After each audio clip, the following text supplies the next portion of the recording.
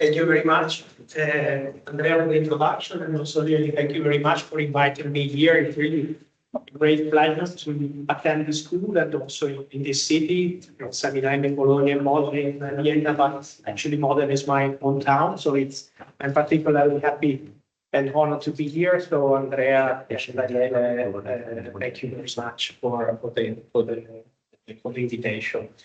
I've already seen from the very beginning that I put some problems in the title, right? So I've changed slightly the title of my talk. Initially, it was first principle and data-driven correlated materials, but then I've decided to narrow a little bit the scope of these scientific lectures to put it more on the context of this school. So what I will try to do in the next half an hour or so is to bring you in a little journey from the fundamentals of quantum mechanics in the form of the Schrödinger equation up to GW calculation and application of GW calculation, and respectively what nowadays the new algorithm and methodology is helping us in accelerating GW calculations.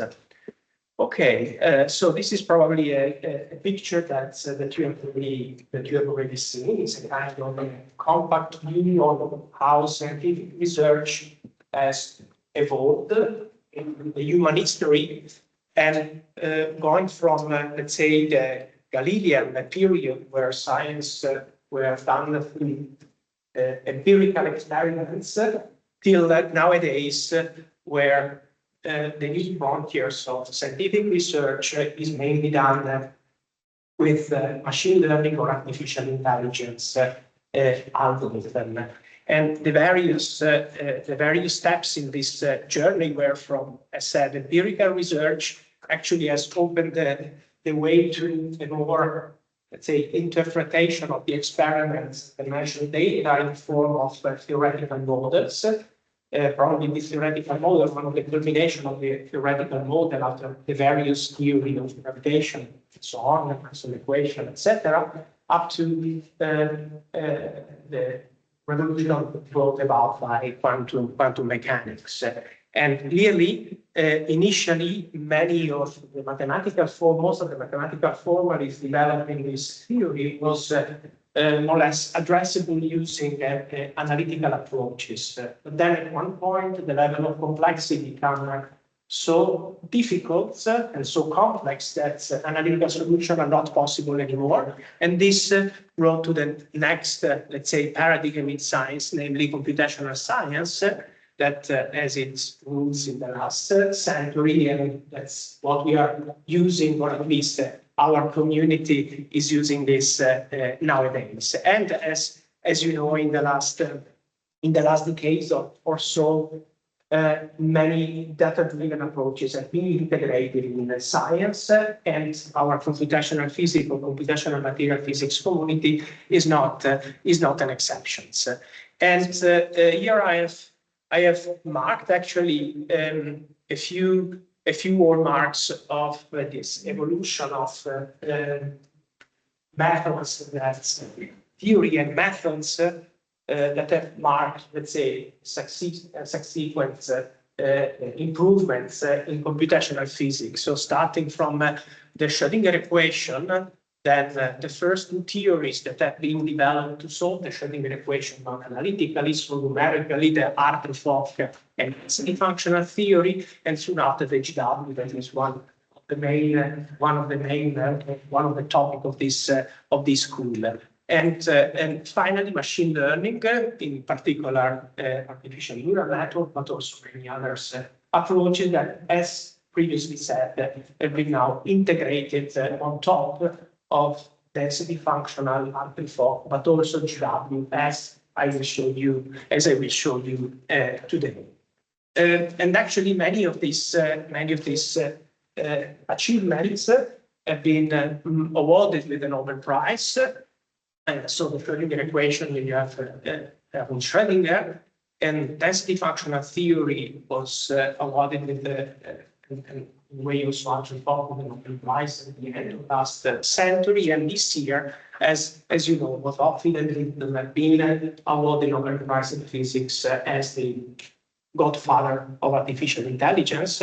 One could have also added and mentioned that so actually density functional theory was awarded the Nobel Prize in Chemistry, and this year as well, also the Nobel Prize in Chemistry was given to artificial intelligence related topic, essentially the code AlphaFold. Okay, good. So then what I will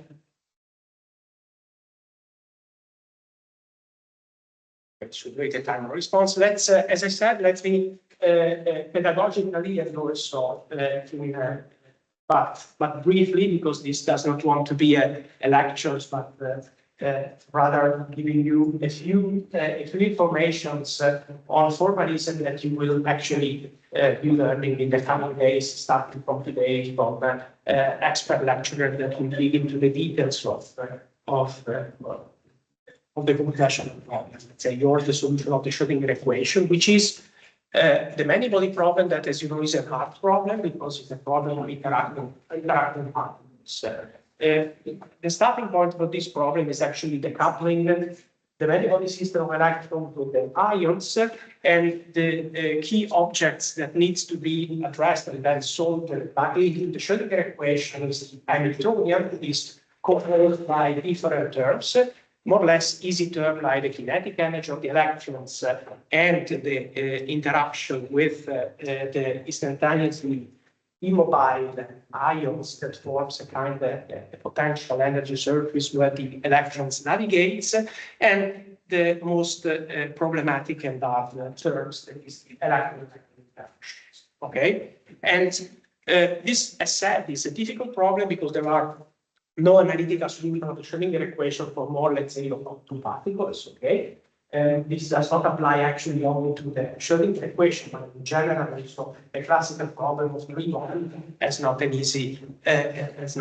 solution. But this is particularly valid in the world of quantum mechanics. And one of the key success of density functional theory was actually mapping this interacting problem into a non-interacting problem. This is shown schematically here, where all interaction between the various electrons, so these are the electronic degrees of freedom, and electrons that interact among each other, this problem is mapped into a system of non-interacting electrons that are embedded into a mean field potential. Okay, so then the many-body problem is therefore simplified in a system of one particle equation that fill a mean field potential. And the accuracy, the success of density functional theory is actually to try to construct as best as possible this exchange and correlation potential. I think that there is a lecture soon on a tour on density functional theory that probably will address all this.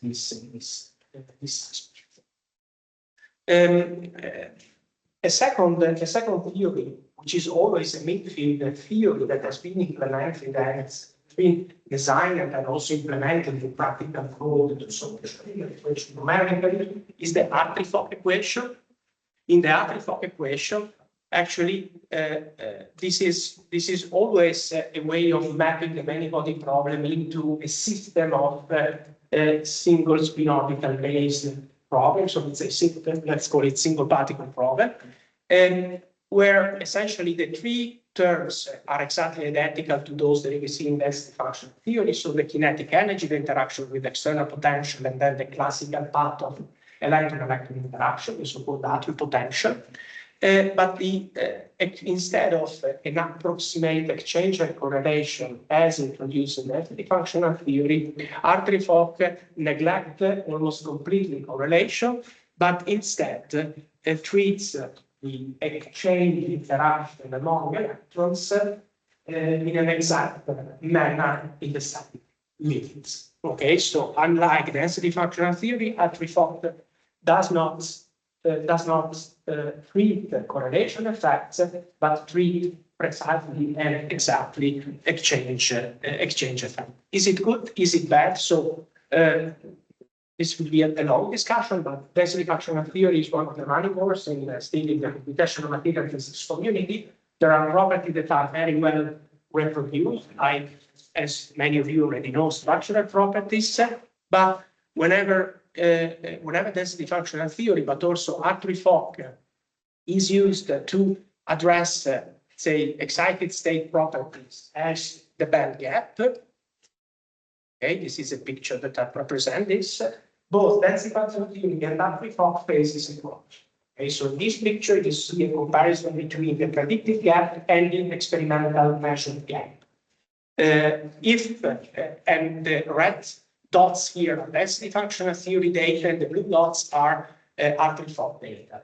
If a theory and the corresponding method would be actually very accurate, these points should lie on the diagonal, okay, such that the predicted gap is exactly identical or in very good agreement with the experimental one. What happens here is that density functional theory systematically underestimates the band gap.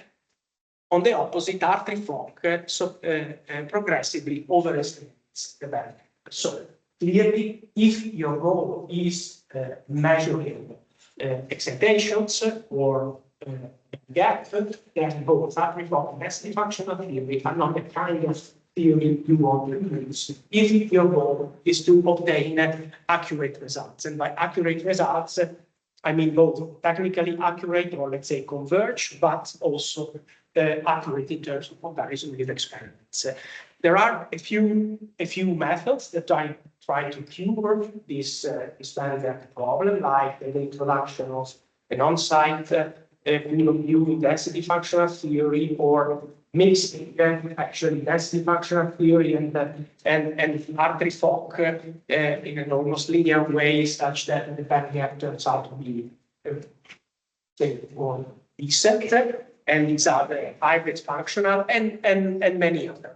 And what you will learn in this school as a theory that also, besides other things, is able to compute better than Hartree-Fock is the GW. Okay, so in the GW approximation, as I said, these are just a flash image as for density functional theory and Hartree-Fock. I'm just giving a flash image of GW. You will have actually a series of many lectures on this topic. So based on the slides that I've shown you before and what I told you before, GW can be seen and can be viewed as let's say an Hartree-Fock-like approach, where instead of using this statically exact exchange potential or exchange interaction, one uses a screen Coulomb interaction among electrons, and uses this screen Coulomb interaction to construct the self-energy that can be visualized diagrammatically in this way. This is a picture that was already shown in the introductory slides by Daniele, and I'm sure that you will address and learn much more about how this theory is constructed, and you will be introduced to key concepts like what precisely means screening, how a screen Coulomb interaction is different from the bare Coulomb interaction, how perturbation theory can be used to achieve these goals, the concept of quasi-particle, and also what the Green's function is, which is one of the fundamental lines that is necessary in order to calculate the self-energy. Okay, so as said, this is just the flash slides that you can put on a side, and then in the coming days, starting from today, you can actually cross step by step the various key concepts that you will learn. And now I'm summarizing here probably formally not completely correct, but almost correct, the three equations, right? Essentially trying to write the GW like equation in the same fashion as density function of unit value form, right? So these are the two equations that I've shown you before. These are the constant equation. You solve single particle equation with an approximate exchange and correlation, and obtain as an output the constant eigenvalue and the corresponding constant orbitals. In Hartree-Fock, the first three terms are exactly the same. There is no correlation, but instead you have a non-local exact potential, depends on both R and R prime, and as an output you get the Hartree-Fock energies. In GW, instead, again, the first three precepts are the same, but the interactions are accounted for through the self-energy, okay, which is the key object that needs to be calculated in order to obtain as an output the GW energy or GW quasi-particle energies and corresponding ones. Okay, so at this point, let's say this concludes. So the time of response, sometimes the slides, okay, concludes this initial hints and on the theory and on the algorithm, and just to show you that GW indeed provide a better prediction of band gap. I'm showing a famous picture that compares actually the LDA gaps, those radicals that were included in the previous slides, that are systematically corrected by the GW quasi-particle correction. That's approach, let's say, starting from the LDA prediction, the data towards the experimental measured data, as you see, in a quite wide range of band gap. So this is a demonstration that GW is indeed correct and accurate, but is significantly more expensive than the both density functional theory and Hartree-Fock. This is just a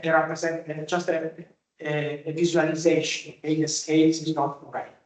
It may be difficult to say how much expensive is Hartree-Fock with respect to density functional theory, because there are several parameters that influence and affect CPU time. But let's say Hartree-Fock can be one order of magnitude more expensive than density functional theory, and in some cases GW could also be two order of magnitude more expensive than density functional theory. So you understand that GW is a much better and more accurate methods, but it's computationally much more expensive than density functional theory. There are ways to cure this efficiency in GW, and one way that I will discuss with you today is using machine learning.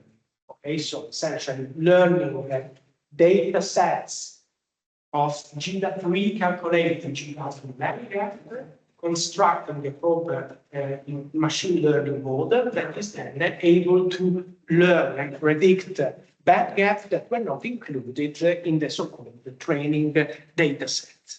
Okay, so the step that we need to follow in order to reach the final goal, namely envision a machine learning based prediction of GW calculation, is essentially, first of all, you need to have data, okay? Good data. So you have to create data sets of quasi-particle energy that should be large enough to allow machine learning algorithm to learn something. Okay, it must be large, but also accurate. Okay, because if the GW data not accurate, but also the prediction won't be accurate. Then you need to create or define intuitively, also based on other people's intuitions, some kind of descriptors. Okay, so connection labels on your data that should help the machine learning what is different in GW with GW data with respect to, for example, density functional theory data. And finally, choosing a machine learning architecture there is a jungle of methods, and actually there are new methods coming every week or every month. So one actually should try to find the one that best fits your model. And this is again schematically. So the idea. So we start from a materials, okay? So previously what I told you that you, as your input, you have a kind of material that means an electronic Hamiltonian that you solve with density functional theory, and then density functional theory is used as an input to GW calculations, okay? What we want to do now is storing somewhere this GW quasi-particle and then initializing the new material here, doing a density functional theory calculation, which is cheap, and then what you have learned from the GW quasi-particle, you apply a machine learning model that gives you an output that predicts hopefully at GW accuracy. Okay, so now what I will do in the rest of this talk is addressing point 1, 2, and 3, namely show you how we have constructed our database, our calculations, how we have stored the data in a database, and which kind of descriptor we have used to learn the quasi-particle energies, and the model and performance of the machine learning model used to learn these energies. Okay, so the results are shown in this paper that is still under revision, and this is the first part. So the item put GW workflow. This is only point 1 of the previous list. This has nothing to do with machine learning and not to feature, but the creation of the database. This is not something new. There were other people previously, and also people here in Modena that has published a nice model and architecture to calculate quasi-particle energies.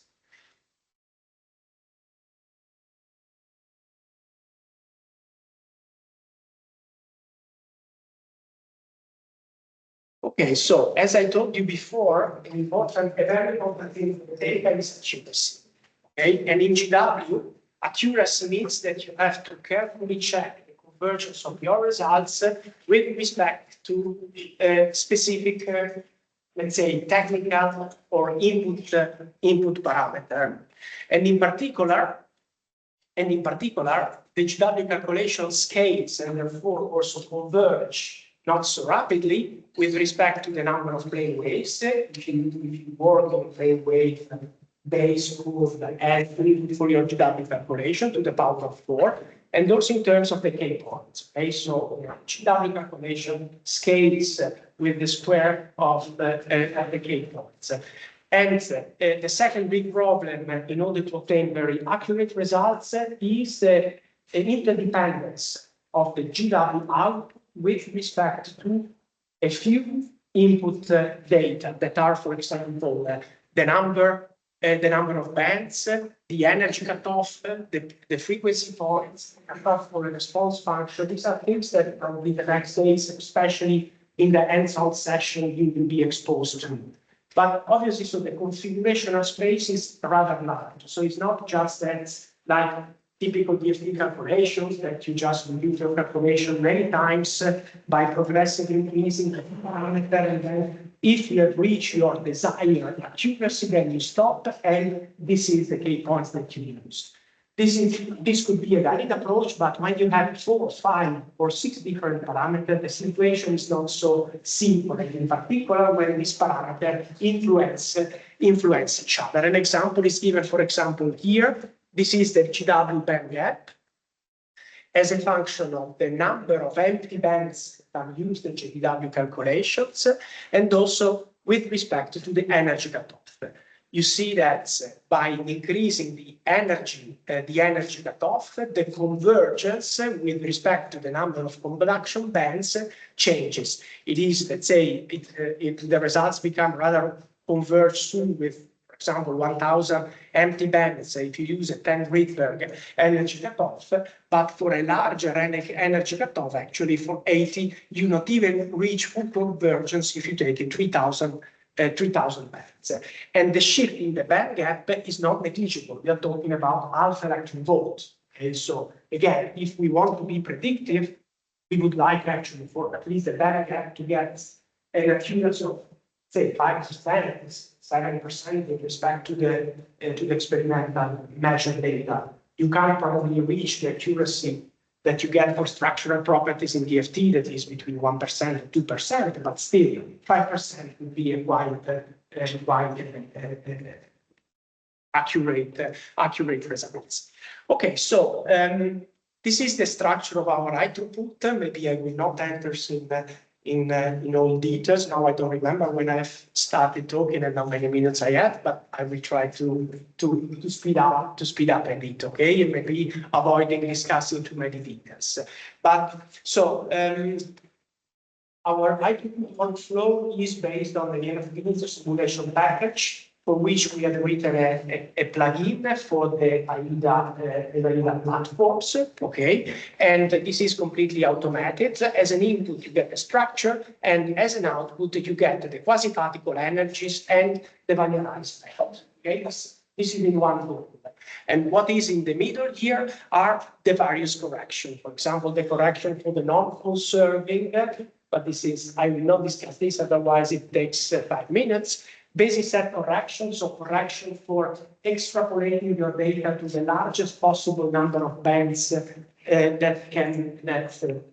this scales linearly with the quasi-particle energy. And then there is a second branch that's converge with respect to the K-point test. Okay, so at least we have 3 of the 4 main interdependent parameters that control the convergence that are explicitly taken into account in this workflow. Not the number of frequency points, which is the less critical one, because can be also taken to be a little bit larger without affecting too much the calculation. And each of these blocks has its own work chain. So let's go to the results. This is the basic set approximation that I will skip. So this workflow has been applied to a data set of about 360 materials. Okay, the materials are representative of 40 different spatial space groups. There are 50 different elements of the periodic table that are used in constructing this database. So you see that it is very diverse. And that's necessary in order to have a very representative data set that can be fed to your machine learning model. Band gap spanning, let's say, band gap of between 0.5 and 10 electron volts, and quasi-particle shift, as seen here, that has distributed from -4 electron volt to +4 electron volt. So the shift with respect to the density function of theory. Obviously, the peak at those close between -2 and +2, or -1 and +1, but there are a tail situation where quasi-particle energy can also be corrected by 4 electron volts. Okay, and these are the results.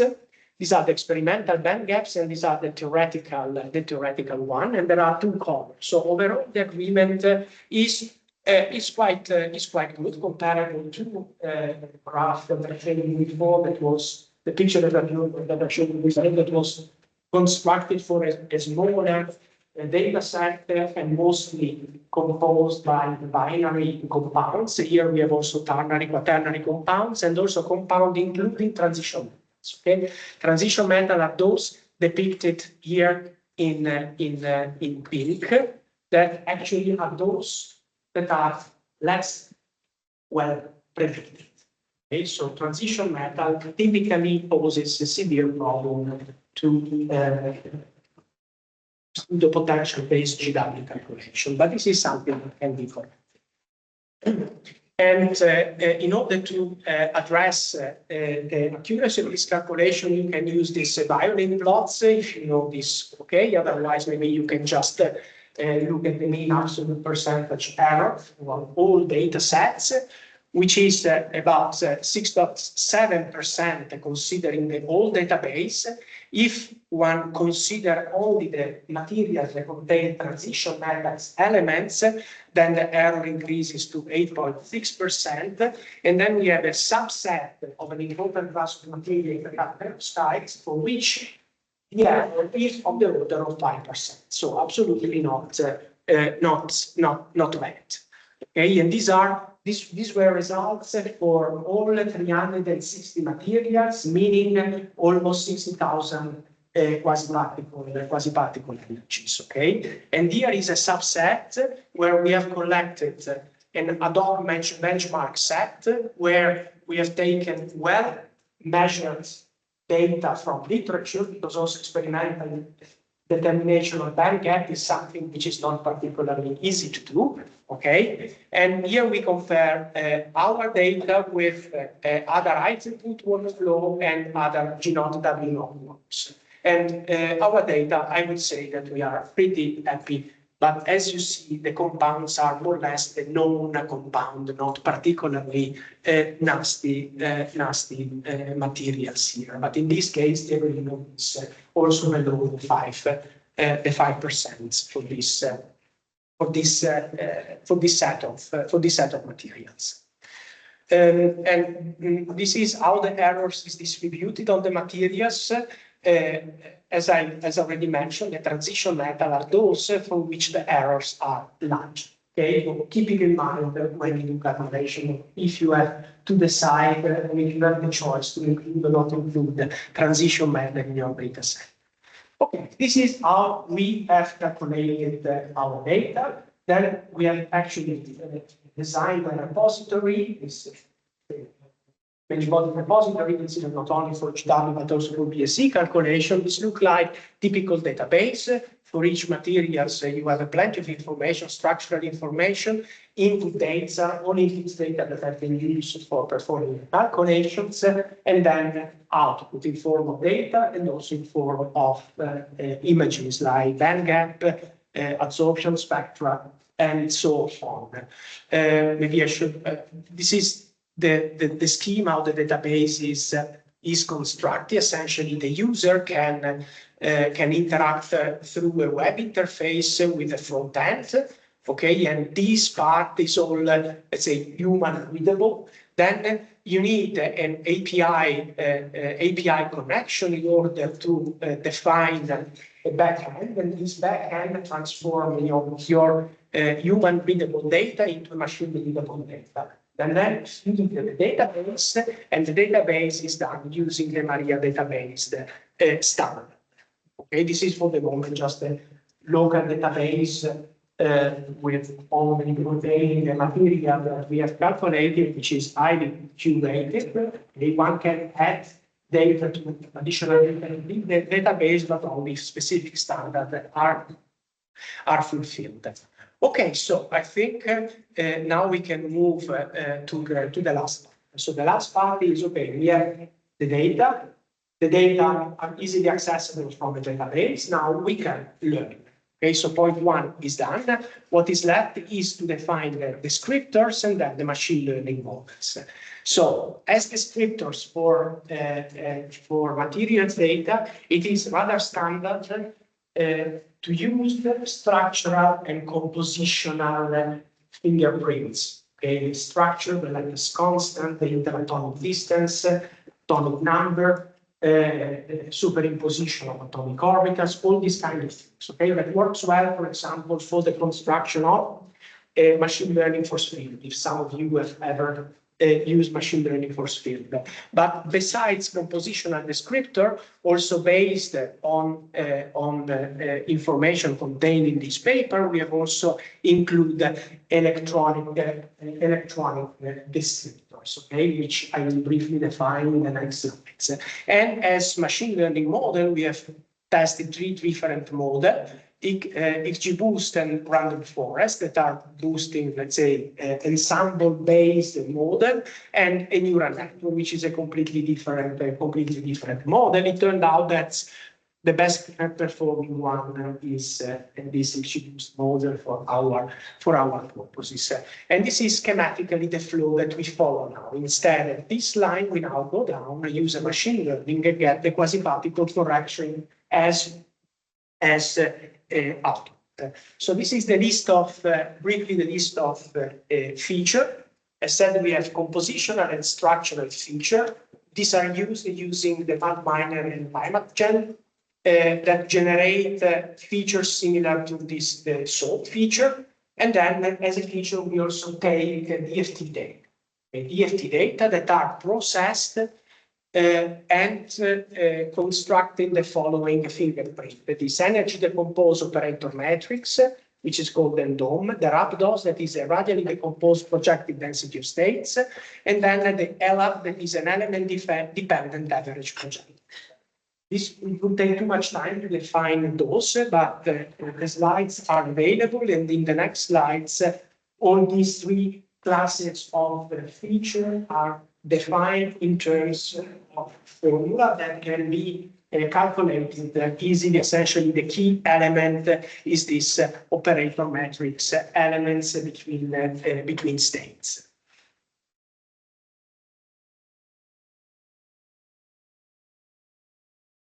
Okay, so now we go to the picture that was also included, that was all that I've shown, spoiled you previously. Okay, so this is now the comparison between the GW data and the machine learning data.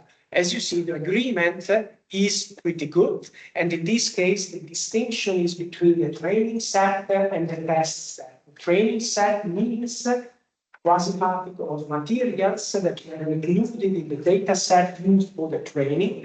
The test data set are numbers that comes from materials that the model has never seen. So this means that the model has learned quite a lot, a diverse amount of information that were sufficient also to do prediction for materials that were not included in the database. That is exactly what we aim to, right? Because we want to have a model that is self-contained, that is used just taking as input materials at your desire, okay? And the mean absolute error is rather small. It's 0.1, 0.2 electron volts based on GW with respect to GW calculation. So essentially, it's almost preserved the GW accuracy. And actually, we also did cross-validation using 5-fold cross-validation. We can predict both the quasi-particle, but obviously also the band structure. Okay, here in gray, you see the density functional theory. In green, the corresponding GW. Okay, and in red, the machine learning predicted GW that most of the time, as you see, overlap the underlying GW data.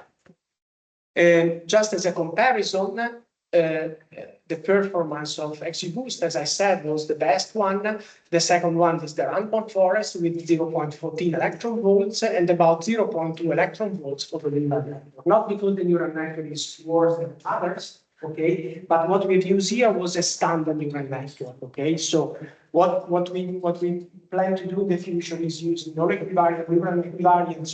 network that's most likely actually will perform even better than ensemble-based architectures.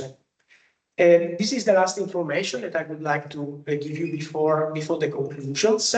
I told you that we have many features, okay, many descriptors. It is also useful to see which descriptor is more important than others. Okay. So then here you have the mean absolute error that, as I told you, our final model reaches 0.1 electron volts. If one would use, okay, only structural and compositional feature plus some minor, let's say, electronic-based feature, okay, let's say excluding density functional theory, then the error is twice large. Okay, unlike, this is just to show that unlike machine learning force field, in order to get good prediction in GW, you have to include some sort of electronic information, which is obviously clear and energy-dependent information. As soon as you introduce density functional theory data in the form of this tree descriptor that I introduced previously, then the error goes down to 0.16. And among the three different fingerprints, the one that is more significant one is the average element decomposed projectors. Okay, this alone allows for a 0.12 electron volt error.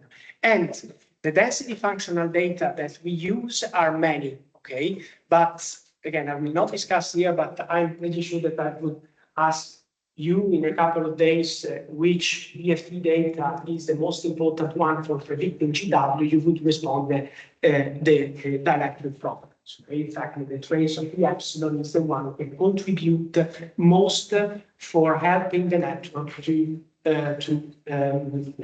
properly learn.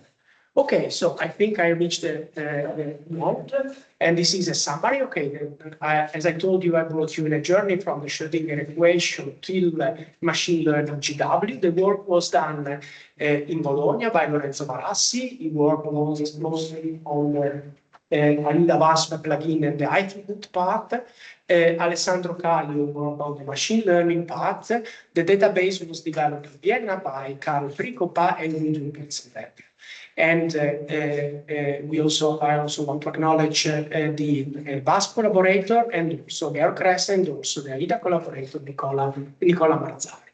Obviously, all this work followed our efforts in the last 5 years or so, 7 years on machine learning in material science. So there are always discussion among the groups that I would like to acknowledge. If you want to learn more about our activity in machine learning, here are examples of where we use machine learning in our lab, not only for GW, but also for machine learning force field, using quasi-particle power dynamics and non-collinear magnetic landscape to automatically understand microscopic image experimentally measures, and also using normalizing flow for diagrammatic and quantum Monte Carlo approaches.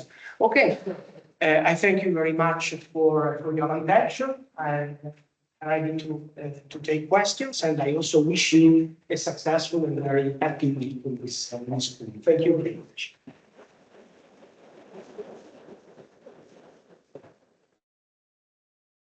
Thank you very much, Cesar. Actually, from the experiment, that's the clinical up to machine learning.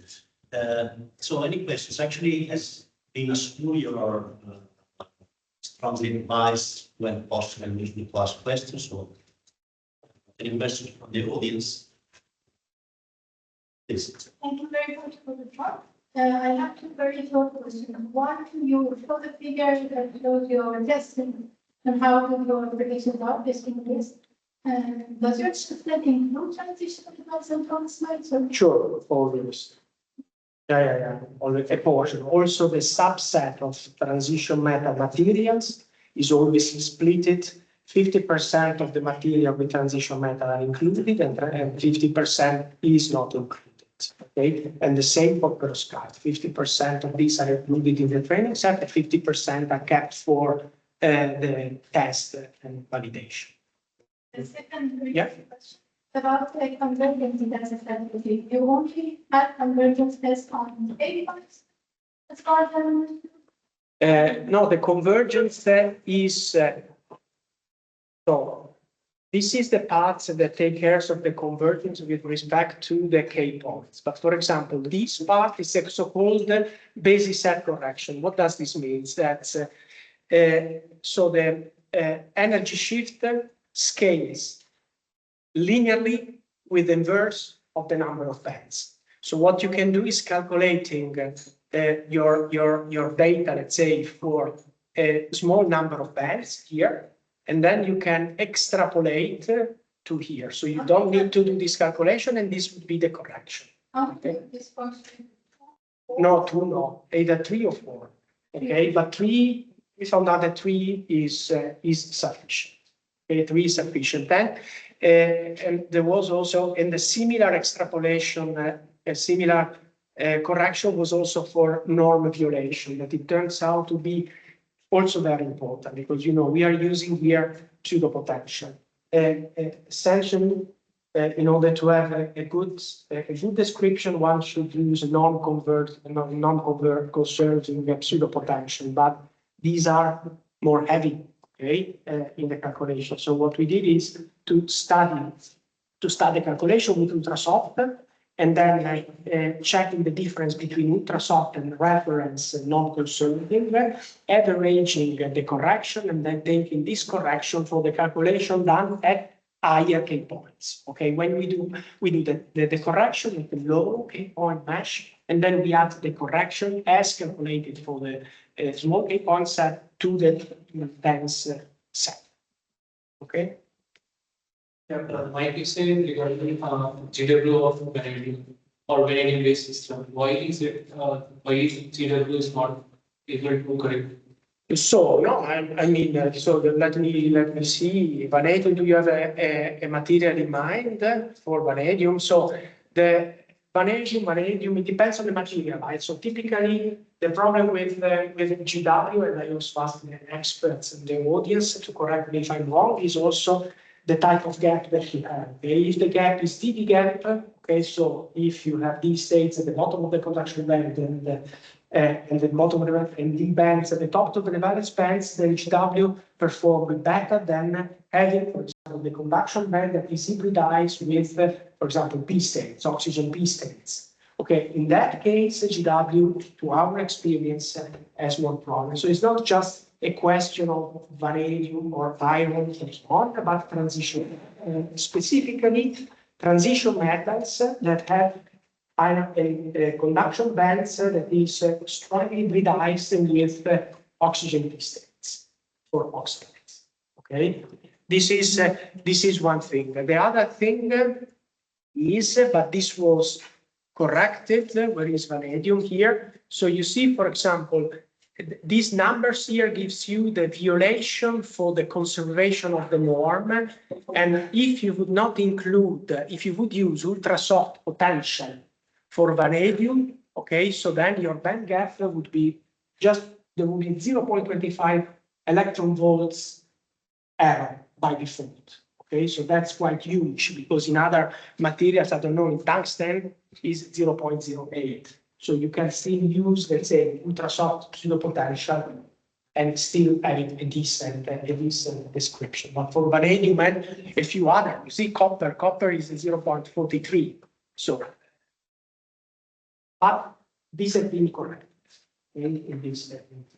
I'm working on vanadium based movements by performing GW calculation based on using GW. So the data I'm getting from GW calculation is about 0.819 for vanadium based TMBCs. Should I address this data? Like I have taken the parameters. So the absolute error is 0.8, 0.9 electron volts. That's quite big. And then maybe on a side, one should also comment on the fact that we are comparing G0, W0 data with experiments, meaning that G0, W0 does not include additional effects that will be also discussed in this school, like exciton effect, if it will lower the band gap, and then some things is improve the comparison with experiments. If experimental band gap has been measured with optical probes. Okay, so one can dig a lot. Each specific material has its own discussion and so on. These are all things that should be carefully checked material by material. And regarding convenience parameter GW, you have so the plot was like it is continuously increasing the band gap using the higher data. So I think 14. Yeah. 14 is a bit. We'll discuss it. Okay, you will discuss this. Thank you. And you mentioned about the, Sorry?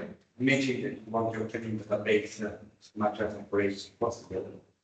And my question is, when you do your high throughput calculations, how do you treat the dynamicity of the screen? There is no, so, yeah. So that's not more, or you more? That's a tricky question. So, okay, so at the moment, dynamical effect are treated at the Barlow property. Okay, so this is another, and you know that this is also very material dependent. There are material that in principle are well described.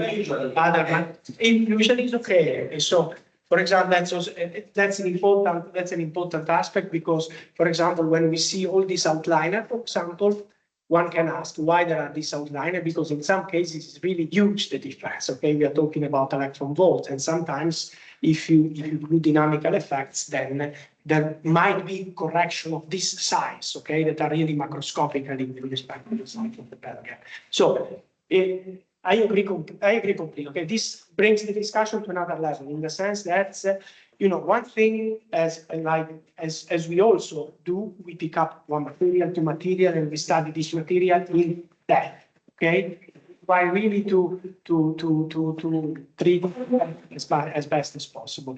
Another thing is trying to find a good compromise that allows you to do some type of data driven, and also in this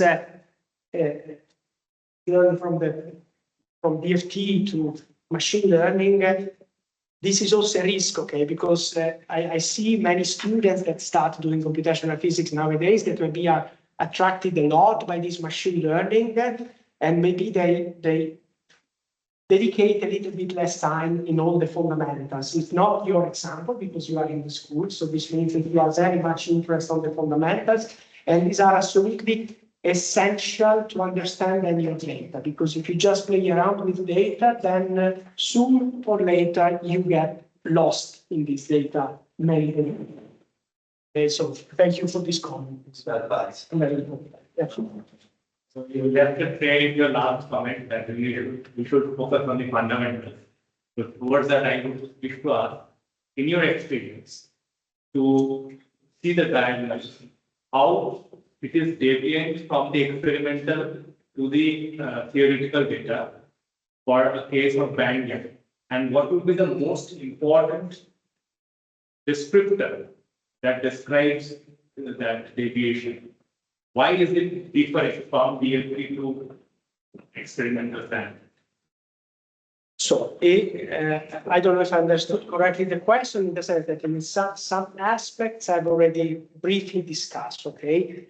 I think that in the comparison with experiments, is really important to, besides this frequency contribution, also, as I said before, how large and how important are excitonic effects that in this case are not included, and we don't have 2D materials in the data set, okay? But if you would include 2D materials that are more prone to excitonic effects, you could have deviation of 0 from also alpha of an electron volts.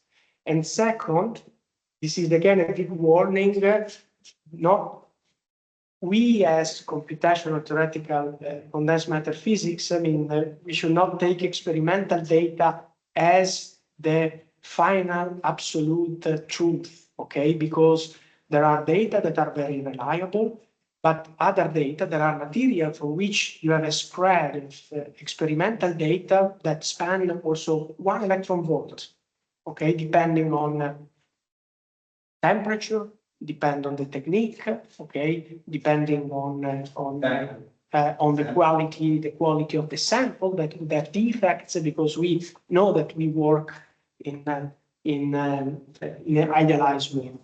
Another contribution that is not included here are, for example, electron phonon renormalizations. I mean, we have tried to select experimental data that were all a low damage, but in some cases were not. Okay, so in this case, the band gap renormalized due to electron phonons. In other cases, you have tiny, but sometimes important, also changes in the band gap due to spin-orbit coupling. It's full of interaction.